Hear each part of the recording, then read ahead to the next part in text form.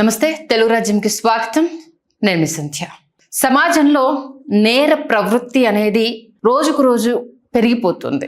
అంటే ఎంత దారుణంగా అంటే ఒక్కసారిగా అంటే ఒక కుటుంబ వ్యవస్థ కావచ్చు, కాలేజ్ స్టూడెంట్స్ కావచ్చు, ఉద్యోగాలు చేసే వాళ్ళు కావచ్చు, వర్గం ఏదైనా సరే ఉలిక్కి పడేలా, కొంత జాగ్రత్తగా ఉండకపోతే కుటుంబాలు కూడా విచ్ఛిన్నం అయ్యేంతలా వావి వరుసలు మర్చిపోయి ప్రేమ పెళ్లి బంధాలకు వాల్యూ లేకుండా చేస్తూ జరుగుతున్న కొన్ని సంఘటనలు రాబోయే తరానికి ఏం మెసేజ్ ఇస్తున్నాయో తెలియకుండా ముందుకెళ్తున్న తీరు చూస్తుంటే ఒక ఇంత భయాందోళనకు గురికాక తప్పదు అన్నట్టుగా ఉంది.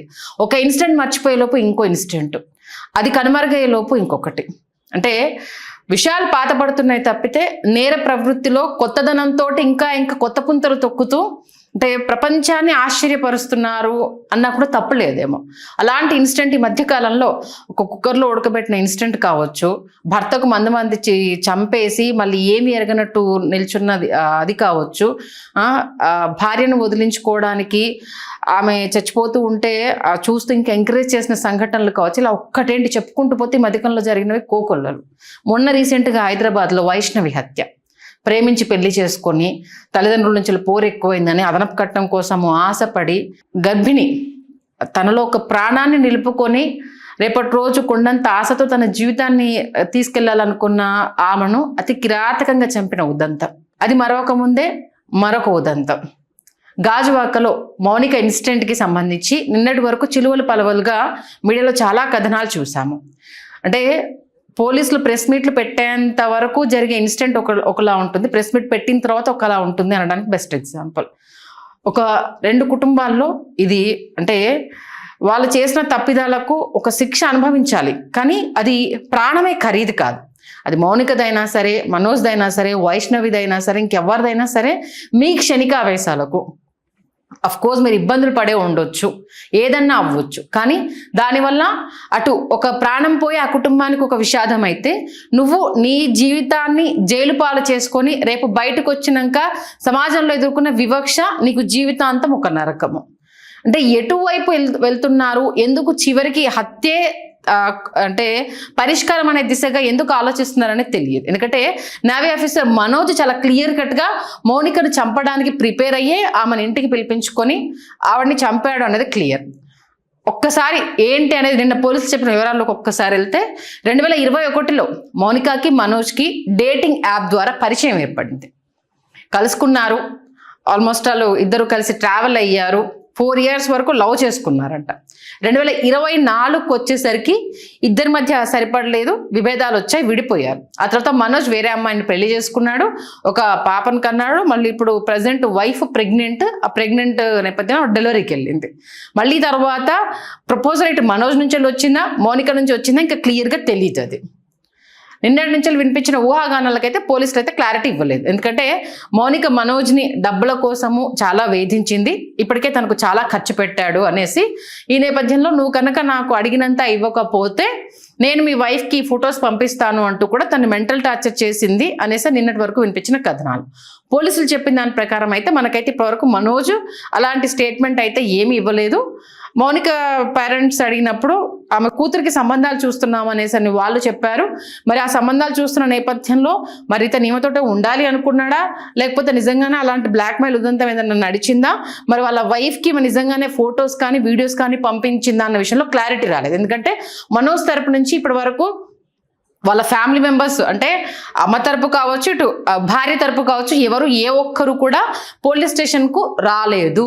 అలాగే నిన్నటి వరకు ఏంటంటే మనోజ్ భయపడి తన ఫ్రెండ్స్కి ఫోన్ చేసి నేను ఇలా చేసేసాను క్షణికావేశంలో, నాకు ఏం చేయాలో తెలియట్లేదు కాబట్టి నేను చచ్చిపోదాం అనుకుంటున్నాను అనేసి అంటే వాళ్ళ ఫ్రెండ్ వాళ్ళ అమ్మ నాన్నలకు ఫోన్ చేస్తే వాళ్ళను వెళ్ళి పోలీస్ స్టేషన్లో లొంగిపోని చెప్పి ఒక కథనాన్ని అయితే నేను క్రియేట్ చేశారు. ఇవాళ గాజువాక సిఐ చెప్పిన విషయం ఏంటంటే తను చేసేటప్పుడు అంటే ప్రీ ప్లాన్డ్గానే చేసుకున్నా, ఆల్రెడీ ఒక రోజు ఏంటిది కాళ్ళు మెడను తీసుకెళ్ళి పెట్రోల్ తీసుకొని వెళ్ళి తగలబెట్టేశారు, మొండాన్ని ఫ్రిడ్జ్లో పెట్టేశాడు. ఆ తర్వాత ఏం చేయాలో నేను ఎక్కడున్నా దొరికిపోతాను అనేసి తనంతట తానుగా లొంగిపోయాడు అనేది పోలీసులు చెప్పింది. కాకపోతే క్లియర్ కట్గా ఇంకా డీటెయిల్స్ అయితే పోలీసులు చెప్పలేదు. బట్ వీళ్ళిద్దరి పరిచయం ఎలా అయ్యింది, ఎప్పటి వరకు ప్రేమించుకున్నారు, ఆ తర్వాత ఏం జరిగింది అన్న విషయానికి సంబంధించి అంటే ఒక అంటే ఇంకా ఇన్డెప్త్ డీటెయిల్స్ తెలియాల్సి ఉంది. కాబట్టి జస్ట్ అతను ఇచ్చిన స్టేట్మెంట్ మాత్రమే పోలీసు చెప్పడం జరిగింది. చాలా విషయాలను అయితే గోప్యంగా ఉంచారు. ఇంకా ఏ విషయాలు క్లియర్ కట్గా పోలీసులు చెప్పలేదు. ఖచ్చితంగా అంటే తరచూ ఈమె మనోజ్ వాళ్ళ ఇంటికి వెళ్ళేదా అన్న మీడియా క్వశ్చన్స్కి సీసీ ఫుటేజ్ చూడాలి. మనోజ్ ఇంకా ఏం స్టేట్మెంట్ ఇవ్వలేదు. ఎందుకంటే నేవీ ఆఫీసర్ కాబట్టి తనకి ఏది చెప్తే రేపు బెయిల్ దొరుకుతుంది, ఏంటిది స్టేట్మెంట్కి సంబంధించి బిఫోర్ ఇరుక్కోవద్దు అన్న ఒక క్రిమినల్ బ్రెయిన్ ఉంటుంది. ఎందుకంటే చంపడానికి డిసైడ్ అయిపోయాడంటే ఖచ్చితంగా తన లోటుపాట్లు కావచ్చు, ఏం జరుగుతుంది అనేది తనకు ఒక ఐడియా ఉంటుంది. అందులోనూ సార్ గారు చాలా లగ్జరీ లైఫ్ లీడ్ చేశారంట. ఆమెను కట్ చేయడానికి వెపన్స్ను కూడా ఆయన ఆన్లైన్లోనే బుక్ చేశాడంట. ఇటు మౌనిక విషయానికి వస్తే కేవలం ఇంటర్ మాత్రమే చదివింది. సీన్ కట్ చేస్తే మౌనిక పేరెంట్స్ ఇద్దరు టీచర్స్. వీళ్ళకి మౌనికతో పాటు ఇంకో కూతురు కూడా ఉంది. తను పంజాబ్ నేషనల్ బ్యాంక్లో కాంట్రాక్ట్ బేసిక్ మీద వర్క్ చేస్తూ ఉంది. అఫ్ కోర్స్ మిస్టేక్ ఎక్కడ ఉన్నా సరే చంపడము అనేది అయితే పరిష్కారం కాదు. దానికి సంబంధించి అంటే ఏంటిది ఒకవేళ తను నిన్ను ఇబ్బంది పెట్టింది అనుకుందాం, నువ్వు మనకు పేరెంట్స్ ఎవరో తెలుసుకోవచ్చు, వాళ్ళ దగ్గరికి వెళ్ళేసి మాట్లాడవచ్చు, లేదా నీ భార్య దగ్గరికి వెళ్ళేసి నేను ఇలా తప్పు చేశాను, అమ్మాయి నన్ను ఇలా ఇబ్బంది పెడుతుంది, నువ్వన్నా సెటిల్మెంట్ చేయనేసి నువ్వు తనను ప్రాధేయపడి ఉండొచ్చు. కానీ ఆమెను చంపడం వల్లనే పరిష్కారం అవుతుంది అని అంటే అది ఎలా కరెక్ట్ అవుతుంది? నువ్వు ఒక నేవీ ఆఫీసర్, ఒక సెంట్రల్ గవర్నమెంట్ ఎంప్లాయీవి, నువ్వు రేపు నిజంగానే అది నువ్వు కంటిన్యూ అయి ఉంటే నీ భవిష్యత్తు ఎలా ఉండేది అనేది కూడా నువ్వు ఊహించుకో. ఎందుకంటే సెంట్రల్ గవర్నమెంట్ పేస్ అనేది అంత బాగుంటాయి. అందులో ఒక బాధ్యతాయుతమైన నేవీ ఆఫీసర్వి నువ్వే ఇంత క్రూయల్గా ఆలోచించడం అనేసి అంటే గతంలో ఇంకా నేర చరిత్ర ఉందా ఇతనికి, తెలియకుండా ఇంకైనా చేశాడు. ఎందుకంటే ఆయనకు 4 లక్షల బైకు, లగ్జరీ వెహికల్స్ చాలా ఉన్నాయంట. అంటే ఇంటి చుట్టుపక్కల వాళ్ళని అడిగినప్పుడు మా పిల్లలు ఆయన వెహికల్స్ చూసి అట్రాక్ట్ అయ్యి అతనితో మాట్లాడేవాళ్ళు, మేము ఎవరైనా పెద్దగా మాట్లాడకపోయేది అని చెప్పేసి వాళ్ళు చెప్తున్నారు. ఇక మౌనిక విషయానికి వద్దాం. 2021 డేటింగ్ యాప్లో పరిచయం అయితే వాళ్ళ నాన్నగారు చెప్పడము అంటే ఇక్కడ తప్పులు 2 వైపులా ఉన్నాయి. మనం ఇక్కడ రెండింటి గురించి మనం మాట్లాడాలి. కాకపోతే కడుపు కోత అనేది ఇప్పుడు ఆ కుటుంబానికి ఉంది, జీవితాంతం కడుపు కోత ఈ కుటుంబానికి ఉంది. 2 ఉన్నాయి ఇక్కడ. చంపడం అయితే ఖచ్చితంగా అది ఎవరైనా సరే దాన్ని ఉపేక్షించొద్దు, అది శిక్ష పడాల్సిందే.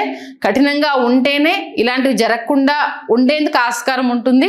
బట్ మనం కఠినంగా ఉండలేకపోతున్నామా, లేకపోతే చట్టాల్లో ఉన్న లూప్ హోల్స్తో ఈజీగా బయటపడవచ్చు అనుకుంటున్నారా, ఎలా ఆలోచిస్తున్నారు అనేది అర్థం కాని విషయం ఇది. సామాన్య కుటుంబాలకైతే డబ్బు ఖర్చు పెట్టలేరు కాబట్టి ఇక శిక్షే పరమావధి అన్నట్టు వాళ్ళు మగ్గిపోతారు. డబ్బున్న వాళ్ళ విషయాలకు సంబంధించి లూప్ హోల్స్ అనేవి లాయర్లు చెప్తూ ఉంటారు కాబట్టి ఎలా తక్కువ శిక్షలో బయటపడవచ్చు, ఎన్నిసార్లు బెయిల్ తీసుకోవచ్చు, ఇవన్నీ కేటగిరీస్ ఉంటాయి. కాబట్టి ఏముందిలే ఒకసారి పీడ వదిలించుకుందాం అనుకొని ఈ క్రిమినల్ ఆలోచనలు చేస్తున్నారా అన్నది ఇంకో కోణం. ఇటు కూతురు ఏం చేస్తుంది అనేది ఆ తండ్రి తెలుసుకోకపోవడం. ఎందుకంటే అమ్మాయికి మ్యాచెస్ చూస్తున్నాము, ఎవరైనా ఇష్టపడ్డావా అని అడిగాము అంటే ఇప్పుడు బ్రేకప్ అయింది కాబట్టి నాకెవరు ఇష్టం లేదు, నువ్వు సంబంధాలు చూడు అనేసి నా అమ్మాయి చెప్పింది అనేసి ఒకవేళ అతన్ని ఇష్టపడి ఉంటే మాతో చెప్పేది కదా అని అంటే ఆల్రెడీ అతనికి మ్యారేజ్ అయిపోయింది. మ్యారేజ్ అయిన అతన్ని నేను ఇష్టపడుతున్నానంటే మీరు పెళ్లి చేయరు కదా. మరోవర్ అతన్ని పెళ్లి చేసుకోవాలన్న ఆలోచన మౌనిక కూడా లేదు. మనోజ్కి ఉందా అతను అంటే ఆమెను తన దగ్గర అట్టి పెట్టుకోవాలని మనోజ్ ఏమని అనుకున్నాడా, ఈ నేపథ్యంలో నా హ్యాండ్ ఇచ్చి నేను పెళ్లి చేసుకోవాలనుకుంటున్నానన్న ప్రపోజల్ తీసుకొచ్చిందా, ఏం జరిగింది ఈ ఇద్దరి మధ్య సంఘర్షణ అనేది అంటే ఇప్పుడు మనోజ్ చెప్తే ఒక రకంగా ఉంటుంది. మౌనిక ఫోన్ ఓపెన్ చేసి మౌనిక ఫ్రెండ్స్ని ఎవరన్నా అడిగి చెప్తే అసలు కోణం అనేది బయటకు వస్తుంది. ఎందుకంటే ఇప్పుడు ఇద్దరి ఫోన్లు అనేవి చాలా చాలా కీలకం కాబోతున్నాయి. ఎందుకంటే ఇప్పుడు మనోజ్ అంటే వైఫ్కి తెలియకుండా డిలీట్ చేయొచ్చు, సీక్రెట్గా ఉంచవచ్చు. మౌనికకు అవసరం లేదు కాబట్టి వాళ్ళ వైఫ్కి ఏమన్నా పంపించిందా, ఈయనతో జరిగిన చాటింగ్లో ఆ కాల్ డేటా కావచ్చు, కాల్ రికార్డింగ్ కావచ్చు ఇప్పుడు కీలకం కాబోతోంది. అంటే మెయిన్ మోటివ్ ఏంటి, మనోజ్ అంత క్రూయల్గా మనం చంపడం వెనుక ప్రధాన కారణం ఏంటి, ఎందుకంటే ఆమెను చంపాలని ఫిక్స్ అయిపోయి ఆమెను ఫ్లాట్కి తీసుకొచ్చాడు అనేది మాత్రం క్లియర్ కట్ ఇది. బట్ ఆ చంపడం వెనుక ఆమె ఇంకొకరిని పెళ్లి చేసుకోబోతుందనా, లేదా ఇతన్ని బ్లాక్మెయిల్ చేసే ఇబ్బంది పెడుతుందా, ఉన్న ఫ్యామిలీ తోటి ఏమైనా ప్రాబ్లమ్స్ తీసుకొస్తుందా, ఈ రెండింటి విషయానికి సంబంధించి అయితే క్లారిటీ రావాల్సింది. ఎందుకంటే అతను ఏంటిది ఆమెతో ఎక్కువ బాధించబడ్డా, లేకపోతే ఈ నేపథ్యంలో మరొకసారి కనెక్ట్ అయినప్పుడు మోరల్గా ఆమె మీద ఎక్కువ డిపెండ్ అయిపోయి ఆ రిలేషనే కంటిన్యూ అవ్వాలని కోరుకున్నాడా, ఏం జరిగింది అని అయితే మనకు క్లియర్ కట్గా తెలియదు. బట్ ఏది ఏమైనా చంపడము అనేది ఒక కుటుంబానికి కడుపు కోత మిగిల్చడము అనేది, ఎందుకంటే ఇది తెర మీదకి రాగానే చిలువలు పలవలు చేస్తూ అంటే ఆడపిల్ల ఏం చేస్తుందో తండ్రి తెలుసుకోకపోతే ఎలా, ఇంట్లో ఉన్న పిల్లలు ఏం చేస్తున్నారో, ఎంత వాళ్ళ మెంటాలిటీ ఎలా ఉందో తెలుసుకోకపోతే ఏం చేస్తున్నారు వీళ్ళంతా అంటూ అభంశుభం తెలియకుండా మళ్ళీ ఎండ్ ఆఫ్ ద డే తల్లిదండ్రుల మీదకి వచ్చేస్తుంది. ఎందుకంటే ఇవాళ రేపు జనరేషన్ ఎలా ఉందో మనం చూస్తున్నాము. ఎవరి మాట వింటున్నారో. అమ్మాయికి 21 years అంట ఇప్పుడు అమ్మాయికి. అంటే 2021లో డేటింగ్ యాప్లో అమ్మాయి తన పేరు రిజిస్టర్ చేసుకుంది అంటే ఎంత అప్డేటెడ్గా ఉంది అనేది మనం ఇక్కడ అర్థం చేయాలి. అంటే తను ఆల్మోస్ట్ 16-17 yearsకే తను డేటింగ్ యాప్ గురించి తెలుసు. దాంట్లో అంటే తన పేరు రిజిస్టర్ చేసుకుంది అనేసి అంటే షీఈస్ సో అప్డేటెడ్ అనేది మనకు చాలా క్లియర్ కట్గా తెలుస్తుంది. కూతురు అందులో ఒక వ్యక్తితోటి పరిచయం పెంచేసుకొని 4 years రిలేషన్లో ఉందన్న విషయం తల్లిదండ్రులకు తెలియకపోవడము అనేది బాధాకరమైన విషయము. ఎందుకంటే ప్రస్తుతం ఉన్న సమాజం ఎలా ఉంది, అవునన్నా కాదన్నా, అబ్బాయి విషయమైనా అమ్మాయి విషయమైనా, టీనేజ్లో ఉన్న వాళ్ళ విషయంలో అయితే ఖచ్చితంగా. ఎందుకంటే అమ్మాయి చూడడానికి ఎంత అందంగా ఉంది అమ్మాయి మౌనిక. చూస్తుంటేనే చాలా బాధ అనిపిస్తుంది. అరే ఇంత బాగుంది కాబట్టి మనోజన్న వదులుకోలేకపోయాడా, అమ్మాయి పెళ్లి చేసుకుందాం అనుకుంటుంది కాబట్టి నా జీవితంలోకి రాకు అనేసి ఏమన్నా చెప్పిందా, లేదు అతనితో మనోజ్తో మళ్ళీ సెకండ్ టైం రిలేషన్ స్టార్ట్ అయినప్పుడు తనతోనే ఈ పిల్లకు ఉండాలనిపించిందా, నువ్వు ఆమెను వదిలేసే నేను నీతోటే ఉంటానని చెప్పిందా, లేదు నన్ను వదిలించుకోవాలనుకుంటే ఇప్పటికే అతను చెప్పిన దాని ప్రకారం అయితే ట్రాన్సాక్షన్స్ చాలా జరిగాయి ఇద్దరి మధ్యలో అనేసి పోలీసులు చెప్పారు. కాకపోతే ఆ ట్రాన్సాక్షన్ దేనికోసం జరిగింది అనేది, అంటే ఎప్పటి వరకు జరిగింది అంటే 2024 వరకు ఇద్దరు కలిసి ఉన్నారు, తర్వాత విడిపోయారు అనేసి అంటే మరి విడిపోయిన తర్వాత ట్రాన్సాక్షన్స్ ఉన్నాయా, బిఫోర్ ట్రాన్సాక్షన్స్ ఉన్నాయా అన్న దానికి సంబంధించి అయితే ఇంకా ఇన్డెప్త్గా అయితే ఎంక్వైరీ చేయాలి. సీన్ రీకన్స్ట్రక్షన్ ఉంది. అసలు అతన్ని తీసుకెళ్లేసి ఎలా అంటే ఆమె ముక్కు గొంతు ఊపిరాడకుండా చేసి చంపేసి ఆ తర్వాత కత్తితో 3 పార్ట్లు చేశాడంట. వాడికి ఎట్లా ధైర్యం వచ్చిందో, నిజంగా ఇంత క్రూయల్గా ఎట్లా ఆలోచించాడో అనేది ఇప్పటికీ అర్థం కాని విషయం. చంపేసిన తర్వాత 2 పార్ట్లను తీసుకెళ్ళి ఇప్పటికీ అమ్మాయి మౌనిక తల దొరకలేదు. ఇప్పటి వరకు పోలీసులు చెప్పిన దాని ప్రకారం అయితే పెట్రోల్ తీసుకెళ్ళి ఊరి చివరన కాల్ చేశాడు. మొండం ఒకటి ఫ్రిడ్జ్లో ఉండింది. బట్ తప్పు చేయడం చేశాడు కానీ ఆ తర్వాత దాన్ని కప్పిపుచ్చుకోలేను, బయట పడిపోతానని తనకు అర్థమైపోయింది. ఎందుకంటే ఇప్పుడు మొండం ఉంది, బయటికి తీసుకెళ్ళినా ఏం చేసినా అమ్మాయి కనిపించలేదంటే కాల్ డేటా తీస్తారు. అమ్మాయి మిస్ అయిందని పేరెంట్స్ కంప్లైంట్ ఇచ్చినప్పుడు ఎక్కడెక్కడ తిరిగింది, లాస్ట్ సీన్ ఏంటి, ఎక్కడ, ఇదంతా బయటికి వస్తుంది. కాబట్టి నేను రెడ్ హ్యాండెడ్గా దొరికిపోతాను, ముందే నేను వెళ్ళి లొంగిపోయాను అనుకో, నా లాయర్ని మాట్లాడుకోవచ్చు, ఇది చేసుకోవచ్చు అనేసి పకడ్బందీగా అయితే లొంగిపోయాడు. బట్ ఏంటంటే ఇప్పుడు ఒక కుటుంబానికి కడుపు కోత. నేను నమ్ముకున్న నీ భార్య ఇప్పుడు రోడ్డు మీదకి వచ్చినట్టు. ఎందుకంటే ఆల్రెడీ ఒక పాప అంటే ఇప్పుడు తను ప్రెగ్నెంట్ డెలివరీకి ఇంటికి వెళ్ళిందంట. ఇప్పుడు ఆ అమ్మాయి తన కుటుంబంలో తల చూపెట్టుకోలేని పరిస్థితి. అంటే ఏంటి మొగుడు ఏం చేస్తున్నాడో తెలుసుకోవట్లేదా అనేసి మళ్ళీ అవి నిందలు ఇటువైపు, కూతురు ఏం చేస్తుందో తెలుసుకోవట్లేదా అంటే తల్లిదండ్రుల మీద. అంటే తప్పులు చేసిన వాళ్ళు ఇద్దరు బాగానే ఉన్నారు, ఒక జనిపై పైకి వెళ్ళిపోయారు, ఇంకోటి వెళ్ళి జైల్లో కూర్చుంటాడు. బట్ ఆ నిందలు మోయాల్సింది ఆ 2 కుటుంబాలు. ఎందుకంటే ఏం జరిగిందో తెలియకుండా ఎన్ని రకాల కథనాలు ఇప్పుడున్న సొసైటీలో ఎన్ని రకాల కథనాలు అల్లాలో అన్ని రకాల కథనాలు చుట్టూ ఉన్న వాళ్ళు మీడియా వాళ్ళు కావచ్చు వడ్డీ వార్చి మీ ముందు పెట్టేస్తారు. అండ్ అదే అందులో కొన్ని నిజం అవుతాయి, కొన్ని ఫేక్ అని తేలిపోతాయి. బట్ ఏంటంటే ఈ గుండె కోత, ఆల్రెడీ కడుపు కోత ఒకవైపు మనిషిని దూరం చేసుకున్న అయిపోయింది అనేది గుండె కోత వాళ్ళు బ్రతుకున్నంత కాలము. ఎందుకంటే ఆ పిల్ల గురించి గుర్తొచ్చినా, ఆ పిల్ల గురించి మాట్లాడినా, ఏ ఫంక్షన్కి వెళ్ళినా ఇలా అంట కదా మౌనిక, అలా అంట కదా మౌనిక, చాలా స్వేచ్ఛ ఇచ్చారంట కదా, అందుకేనంటే 18 సంవత్సరాలకి డేటింగ్ యాప్లోకి వెళ్ళిపోయిందంట కదా, 4 సంవత్సరాలు ప్రేమించిందంట కదా. ఇట్లాంటివి రకరకాలుగా ఆ తల్లిదండ్రులకు కడుపుకోత. టీచర్స్గా చేస్తున్నారు, పిల్లల్ని పద్ధతిగా పెంచుకోవడం తెలియదా, అంటే ఎటువైపు వెళ్తున్నాము అనేది కూడా ఉన్న పరిస్థితులు. ఇప్పుడు అవతల వ్యక్తిని ఇరిటేట్ చేసినా, ఇబ్బంది పెట్టినా ఎండ్ ఆఫ్ ద డే జరిగే రిజల్ట్ ఇది. తప్పు చేసినప్పుడు శిక్ష అనుభవించక తప్పదు అనేది అటు మనోజ్ చూసి నేర్చుకోవాల్సింది. ఎందుకంటే ఒక రిలేషన్ మీకు నచ్చలేదా, వదిలేసుకోండి అంతే, పెళ్ళైపోయింది వదిలేసేయండి అంతే. మళ్ళీ తర్వాత తెలిసి గోతులో పడతాము అనేసానంటే దాని పరిణామాలు ఎలా ఉంటాయో కూడా ఊహించలేరు. ఎందుకంటే నిన్న శేఖర్ భాషా గారు చెప్పినట్టుగా వెళ్ళి పోలీస్ స్టేషన్లో కేసులు పెడితే ఒక్కొక్కసారి అమాయకులు బలయ్యే పరిస్థితులు ఉంటాయి, ఇంకొకసారి అక్కడ నరకం అనుభవిస్తున్న అమ్మాయిలకు కావచ్చు అబ్బాయిలకు కావచ్చు న్యాయం జరగదు. ఇప్పుడు జరుగుతున్న పరిణామాలన్నీ అవే. అంటే చంపడం అంటే ఇంత ఈజీ అయిపోయిందా మనుషులకి? ఒకప్పుడు అంటే ఫ్యాక్షన్ గొడవలు అనేవి ఒకప్పుడు, ఆ తర్వాత ఏంటంటే పరువు హత్యలు, అవి అప్పుడు ఆ కాలంలో బయటికి రాలేదు. బట్ ఇప్పుడు చూస్తున్నాం, చీమ చిటుక్కుమన్న మీడియాలో వచ్చేస్తుంది. మీ గురించి ఏంటిది అంటే జనాలు మర్చిపోయేంత వరకు మీ ఫోటోలు, మీ ఫ్యామిలీ బ్యాక్గ్రౌండ్ ఇవన్నింటి గురించి మైకుల ముందే పెట్టేసి మీ అమ్మాయి ఏంటంటే, మీ అబ్బాయి ఇట్లా చేశారు ఏదంటే వాళ్ళు బయటికి రాలేని ఇన్సిడెంట్. ఎందుకంటే మొన్న చిన్నారిని 7 ఏళ్ల చిన్నారిని రేప్ చేసిన వాడికి సంబంధించి అలాంటి వాడు నా కొడుకే కాదని వదిలిపెడితే మున్సిపాలిటీ బండి వచ్చి తీసుకెళ్ళింది వాడిని. ఇంతకంటే దౌర్భాగ్యం ఇంకేముంటుంది? మనం చేసిన తప్పు మనల్ని ఎంత శిక్షిస్తుంది అనడానికి వాడు నాకు అయిపోయింది, రేపు సమాజం నుంచి నేను చీత్కారాలు, నువ్వు చేసిన దౌర్భాగ్య పని అట్లాంటిది. నీ ఇంట్లో ఉండే రోజు కనిపించి ఒక చిన్నపిల్ల మీద నువ్వు అఘాయిత్యం చేశావు. నీ తల్లిదండ్రులు కూడా నిన్ను కొడుకు అని చెప్పుకోవాలనే దుస్థితికి వాళ్ళని తీసుకొచ్చావు. నీ భార్య వచ్చేసి నేను వాడి పిల్లాన్ని అని చెప్పుకోలేని దౌర్భాగ్య స్థితికి తీసుకొచ్చావు. చివరాఖరికి ఏమైపోయింది, మున్సిపాలిటీ బండి తీసుకెళ్ళి నేను ఖననం చేసేసింది. ఇంతకు మించి దౌర్భాగ్యం ఇంకేం కావాలి?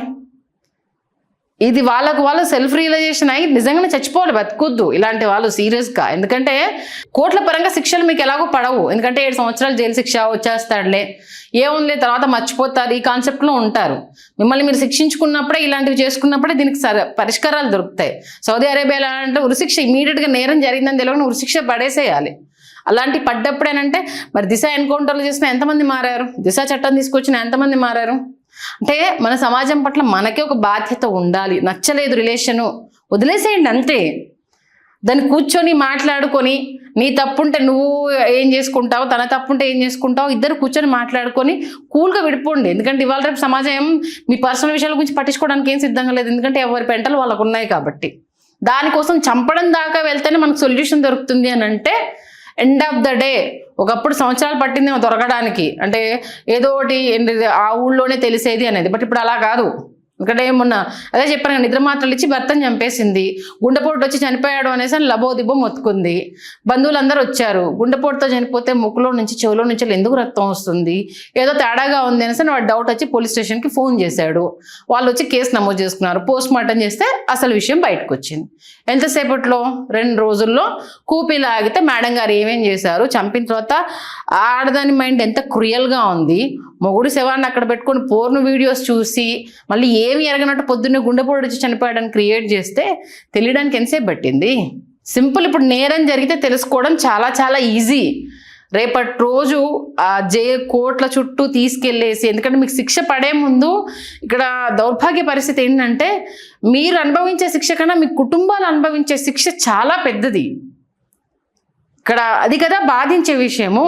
తప్పు చేసిన వాళ్ళు దర్జాగా శిక్ష అనుభవిస్తున్నారు, అవునన్నా కాదన్న వాళ్ళకి 3 పూటలు తిండి పెడుతున్నారు, జైల్లో ఉంచుతున్నారు. బట్ ఇలాంటి కూతుర్ని కన్నావేంటయ్యా, ఇలాంటి అమ్మారా నీకుంది అనేసి అని ఆ పిల్లలు కావచ్చు, ఆ తల్లిదండ్రులు కావచ్చు, వాళ్ళు పడుతున్న బాధ కదా వర్ణనాతీతం. ఇక్కడ వాళ్ళు అనుభవించే వేదన కదా అత్యంత బాధాకరము. దీని గురించి ఎందుకు ఆలోచించట్లేదు? మొన్న ఇన్సిడెంట్, 35 ఏళ్ళ ఆవిడ 25 ఏళ్ళ కుర్రాడిని ప్రేమించింది. ఇద్దరు లేచిపోయి వెళ్ళిపోయారు. పరువు పోతుంది అనుకొని ఆవిడని తీసుకొచ్చి ఇంట్లో పెట్టుకున్నారు. బలవంతంగా నీ దగ్గర పెట్టుకుంటా అంటే ఉంటారా? వెళ్ళిపోతా అన్న వాళ్ళని కౌన్సిలింగ్ చేసి దానికి మార్గం ఏంటి అనేది ఆలోచించి కరెక్ట్ రూట్లోకి తెచ్చుకుంటే అది ఏదన్నా అవ్వచ్చు. తీరా సీన్ కట్ చేసి ఇద్దరు కలిసి సూసైడ్ చేసుకున్నారంట. పెళ్ళయ్యాక 25 ఏళ్ళ పిల్లాడితో లవ్వేంటి తల్లి? నేను నమ్ముకొని 2 పిల్లలు అనాథలు అయిపోయారు కదా, రేపు నీ మొగుడికి పెళ్ళాన్ని దొరుకుతుంది. వాడు చనిపోతే వాడికి పెళ్ళాన్ని దొరుకుతుంది, నువ్వు చనిపోతే నీకు భర్త దొరుకుతాడు. కానీ ఆ పిల్లలకు తల్లి కావచ్చు తండ్రి కావచ్చు దొరకరు కదా. దీనికోసం ఎందుకు ఆలోచించట్లేదు? మీ సుఖాల కోసం, మీ సంతోషాల కోసం చూస్తున్నారు తప్పితే రేపు ఆ ఫ్యామిలీలు ఏమైపోతాయి అన్న వాటి గురించి ఎందుకు ఆలోచించట్లేదు?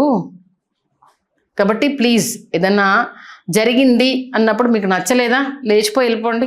లెటర్ రాయండి క్లియర్గా, నాకు నీతో ఉండడం ఇష్టం లేదు, పిల్లలు నువ్వు చూసుకుంటావా, అనాథ శరణాలయంలో పడేస్తావు, మా వాళ్ళకి అప్పచెప్పుకుంటావు, నా కోసం వెతకండి అని. లేదంటారా పోలీస్ స్టేషన్కి వెళ్ళండి. సహజం అలాగో చట్టబద్ధమే కదా, నాకు ఈయనతో ఉండడం ఇష్టం లేదు, నేను బలవంతం చేస్తున్నాను కాబట్టి నేను ఈయనతో ఉండాలనుకుంటున్నా, నాకు రాజీ చేసి పంపించేసేయండి అని అంటే వాళ్ళు కూడా కేసు రిజిస్టర్ చేయడం కన్నా ఎవరిదో వాళ్ళ దారి పంపించడానికి వాళ్ళు కూడా సిద్ధంగా ఉంటారు. అంతే తప్పితే వాని దగ్గర ఉండడానికి ఈమెను చంపాడు, ఈమె దగ్గర ఉండడానికి వాడిని చంపాడు, ఇవన్నీ చేయకండి. దానివల్ల రిజల్ట్ చాలా చాలా ఘోరంగా ఉంటుంది. మీతో పాటు ఏ పాపం తెలియని మీ కుటుంబము, ఒక ఇంట్లో శోకము, మరో ఇంట్లో జీవితాంతం శిక్ష. అదొక్కసారి ఆ క్షణికావేశంలో చేసే దానికి సంబంధించి ఒక్కసారి ఆలోచించుకుంటే ఇలా మీరు న్యూస్ అవ్వరు. అదొకటే గుర్తుపెట్టుకోండి ప్లీజ్. ఇప్పుడు మౌనికకు సంబంధించి అయితే పోలీసులు అయితే విచారణ చేస్తున్నారు కాబట్టి మీడియాలో వచ్చే ఊహాగానాలన్నీ ఏవి నమ్మొద్దు దయచేసి. ఎందుకంటే అమ్మాయి తరపు ఒక కుటుంబం ఉంటుంది. ఎందుకంటే ఇవాళ రేపు పిల్లలు చెప్తే వినే పరిస్థితులు లేరు. అది మీకు కూడా తెలుసు. మీ ఇంట్లో జరుగుతున్న సంఘటనలు కూడా మీరు చూస్తున్నారు. మనం పక్క వాళ్ళకి నీతులు చెప్తాము, బట్ అవి మనం పాటించము. అదే దౌర్భాగ్యం. కాబట్టి ఎవరైనా సరే అనే ముందు ఖచ్చితంగా మౌనిక కుటుంబానికి సంబంధించి ఆ పేరెంట్స్కి మద్దతుగా నిలవండి. ఎందుకంటే వాళ్ళ ఇంట్లో జరిగింది విషాదం. మనోజ్కి సంబంధించి కూడా మనోజ్ని అనండి, వాళ్ళ పేరెంట్స్ని కావచ్చు, వాళ్ళ కుటుంబాన్ని కావచ్చు అనొద్దు దయచేసి. అందరూ మాత్రం ఇది గుర్తుండని. అలాగే తల్లిదండ్రులు ప్లీజ్, పిల్లలు ఎలా ఉంటున్నారు, ఏంటి, టైం స్పెండ్ చేస్తున్నారా, జాబులు చేస్తూ ఉంటే వాళ్ళ డే టైం ఎలా నడుస్తుంది, అవునన్నా కాదన్నా ఒక కన్నేసి ఉంచండి. వైఫ్ అండ్ హస్బెండ్ విషయంలో కూడా ఒకరికొకరు మీకు మీరే సమాధానాలు చెప్పుకోండి. వేరే ఎవరో వచ్చి మిమ్మల్ని చూడాలి, ఎవరో వచ్చి ఏదో చేస్తున్నారని చెప్పాలని కాదు. మీకు మీరే, మీ కుటుంబం ఉంది, దానికి సంబంధించి ఎలా కట్టుబడి ఉండాలి అనేది మీకు మీరే ఆలోచించుకోండి. థర్డ్ పర్సన్ వచ్చిందా, ఆ పర్సన్ ఎలా తప్పేయాలని చూడండి. అంతే తప్పితే థర్డ్ పర్సన్ కోసం ఉన్న పర్సన్ని తప్పించుకోకండి. రోడ్ల మీదకి ఎక్కకండి. దానివల్ల మీ కుటుంబమే, మీ పరువే పోయేది. ఎందుకంటే ఇవాళ ఆయన తప్పు చేశాడు, దొరికింది కాబట్టి నేను గోల చేస్తానన్నప్పుడు రేపు ఎండ్ ఆఫ్ ద డే నువ్వు చేసిన తప్పు కూడా తెర మీదకి వస్తుంది. ఎందుకంటే ఇవాళ సమాజం అలా తయారైపోయింది. కాబట్టి కుటుంబ వ్యవస్థ అనేది మనకు చాలా కీలకం. అది ఇప్పటికే కొంత క్షీణించింది. అది ఇప్పటికైనా సరే టీనేజ్లో ఉన్న పిల్లల విషయంలో కావచ్చు, చిన్నపిల్లల విషయంలో కావచ్చు, జాబ్లకు వెళ్ళే అమ్మాయిల విషయంలో కావచ్చు, అటు అబ్బాయిది అమ్మాయిది రెండు కలిపి చెప్తున్నాను నేను. మీ అబ్బాయి ఏం చేస్తున్నాడు, మీ అమ్మాయి ఏం చేస్తుంది, 1 మంత్కి ఒక్కసారి రివ్యూ చేయండి. ఏ టైంకి ఆఫీస్కి వెళ్తున్నారు, వీకెండ్లో ఎక్కడెక్కడికి వెళ్తున్నారు తెలుసుకోండి. మీ మాట వినట్లేదా కొంచెం జాగ్రత్త చెప్పండి. వినేంత వరకు ప్రయత్నించండి. ఎక్కడో దగ్గర దెబ్బ తగిలినప్పుడు ఖచ్చితంగా మీ మాట వినే పరిస్థితి వస్తుంది. బట్ మీ మానిటరింగ్ అనేది చాలా చాలా ఇంపార్టెంట్. అది మాత్రం గుర్తుపెట్టుకోండి. ఆ సఖ్యత భార్యాభర్తల మధ్య పెంచుకోకపోయినా, ఆ దూరాలు పెరిగినా, ఇంకొక థర్డ్ పర్సన్ వచ్చినప్పుడు ఇలాంటి ఉదంతాలు జరుగుతాయి. 2 కుటుంబాలు రోడ్డు మీద పడతాయి. కాబట్టి తస్మాత్ జాగ్రత్త.